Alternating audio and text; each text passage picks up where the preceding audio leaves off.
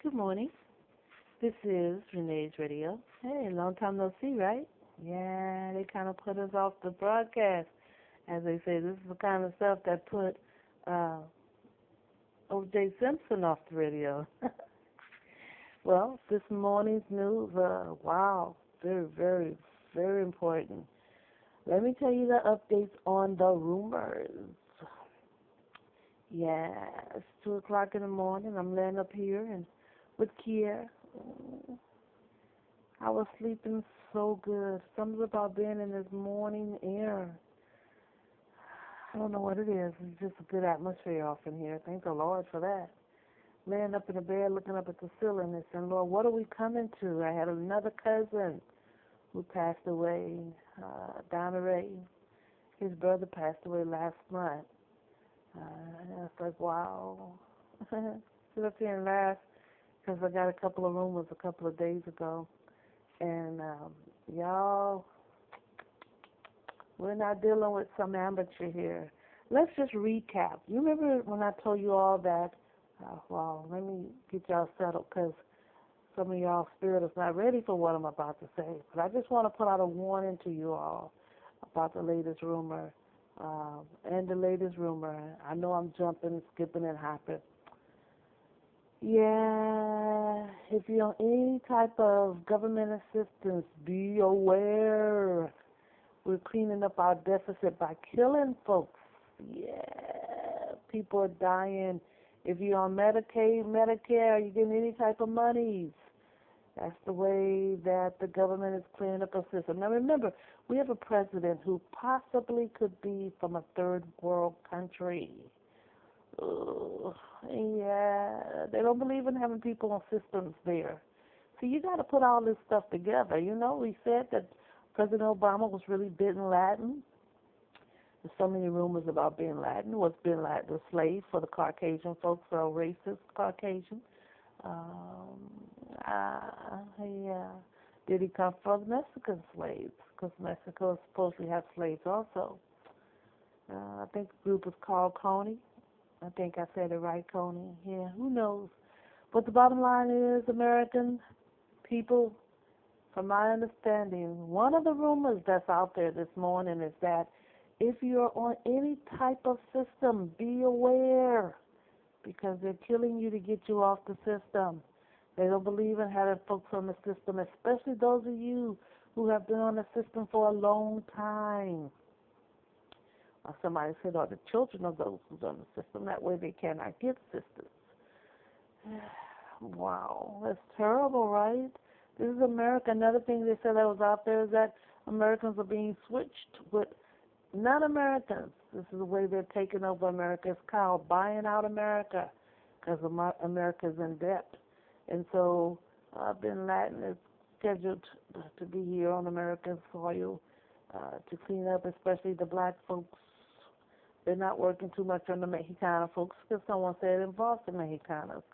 But right now, mainly African Americans, because we're not paying money like we should, right? Because you still got some folks with the mentality of slavery. Yeah.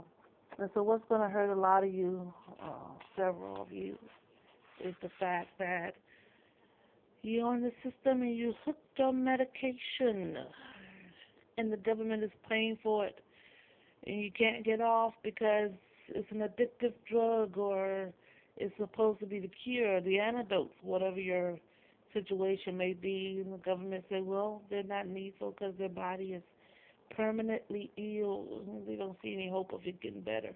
And so what we'll go ahead and do is just do something with the medication that'll make their life shorter, and that's less money. And then there's more money in the pocket of those who's stealing from the government.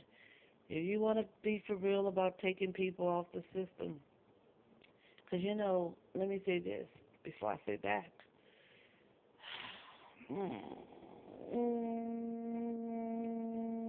Shall I say it? Yeah. Nothing we're doing is legal anymore. Huh? Nothing we're doing is legal. People are so afraid of Bin Laden that they're just throwing anything into play. We have no legal system. The government can just come in and openly now take custody. We also heard that Mexico was given the lower parts. Yeah, they're controlling it, and there's nothing you can do, especially if you're African American. Now listen to this though. Also non-Americans. That includes a lot of you Caucasian folks. You've been taken off your job. So he's not discriminating. The Obamas are ruling in America, and they're ruling their own way. Yeah, and they're killing folks, and no one's doing anything about it. Now, we do have good cops on the floor. They're out there trying to keep things in control as much as possible, but they'll be hit also. Sheriff departments are being hit. Family members are being taken. Now, let's talk about those recent welfare fraud women out there, or brothers, especially brothers. They're going to get y'all because brothers have no right to be on the welfare system, is what they're saying. And so what they're doing is they're taking our brothers and our sisters, and they're applying fraud to their account. They're being set up. What do you call it? Hoodwink? Nah, there's another word for it. What is the word? Framed. Yeah. They're taking illegal pictures of you and framing them. They're framing you all. And so once you get behind bars, they're doing away with you. That's the new system that's out there. Let's frame them so we can get them off the welfare system. And so they're throwing us behind bars. So I'm not going to say us because I'm not going nowhere. I'm believing in the Lord to keep us out of them bars. Yeah, and so once you get behind bars, there's no stopping the Obamas for what they desire. Uh, Judges are not being judges. There's no legal system, but they're afraid. There are panic attacks everywhere because they already see that people are missing. Intelligent people, Americans, are missing because they have to bring down the economy, and they can't bring it down as long as we have intelligent people in position. Yeah. Well, you heard it all here on Renee's News. That's what's going on out there. A lot of you don't want to be aware of that. Some of you say, okay, Nate, should we hear that information? What can we do about the information? Well, really nothing, because what Obama's done, or Bin Laden, he's putting his people in position for fraud. And he's been doing it for years, and our government, oh, wow, if you listen to me what I'm about to say, he did it through a way that the racist white folks will say, okay, he's hitting the blacks, and we're okay with that, because that's his white side, right? They didn't know that his target was Americans. Ooh, so now he's flipping the table and he's hitting America. So if you're from overseas, as long as Obama's in position, you might be okay. Yeah. Africa, I don't know about you because your skin color is too dark. Ooh, you might be in trouble. But he started off using you all. He brought you over here and put you on the land. But a lot of you died. You were put in Miami's water, flushed down the drain, never to be heard of again. Yeah. And so now he's working on Caucasians, Americans. And guess what, y'all? The doctors are doing it. Shoot, shoot, shoot. Yeah, that's the way the people won't get, too uproar. They don't want an uproar in the nation. And so now we're stuck in a situation to where if you walk into any government place, count the non-Americans that are in position now. I did it the other day. I just did it just to do it. I remember coming in this building, and there was an American sitting there. What happened? I told the lady, I said, where are you from? And she gave me a country. I said, oh, you're not American? What happened? That was an American man running this show when I was here last time. He's not here anymore. Where is he? Where's his address? Let me see what happened to him. Yeah. And I remember sitting in front of this little guy with a little cap on. He was over from Afghanistan. And they were frightening me big time again. They stole money. And the Lord said, he said, tell them I said stop stealing the people too. Because they were stealing money. And now they're stealing people. And the Lord said, tell them I said to stop stealing the people too. Because they're stealing the people. They're killing Americans. Wow. So what do we do? Because he just can't legally go in and take away the welfare system. And so the way they're doing it is they're balancing it out to make sure there's not so many people that's left on the system. And so they'll frame you with fraud, and they'll put you behind bars, and then the bomber gets his way because you're considered trash then. That's the way society has always categorized us. Prisoners were always looked down upon, even when they were innocent. The fact that you had been behind bars made you a monkey, I guess, made you abnormal, contagious, contaminating. And it's almost an agreement. Because you know what? Let's talk about it. Because someone said AIDS is 98% of America now. Do you agree? And I just believe being that America is so open, you cannot limit 98% to just Americans. Because we got everybody from all over the country coming over here trying to get them some American booty. Yeah, so you know that stuff is going overseas too. But do you agree that 98% of Americans has hitting AIDS? Ooh, touchy, touchy, touchy, touchy. What do you say about it? Do you think a lot of that stuff is hidden? And what do you think we should do about it? Should we force folks to have an AIDS test every year or every 6 months? And what should be done if they're carrying AIDS? Now, we also know that those in a higher position have the access of covering up their medical history. Folks will never know what they have. Yeah, you know it. And a lot of them still not using protection. So now we're left with this thing where eventually we're all going to be washed out. But do you not know that AIDS, according to the amount of people who's getting it, is not as deadly as it used to be? I guess it's the spirit that's running dominant now. So it's the king, and the king protects his own. Yeah, that's what I'm thinking. That's funny. Geraldo tried to do this and it didn't work. Go, man. I'm still walking.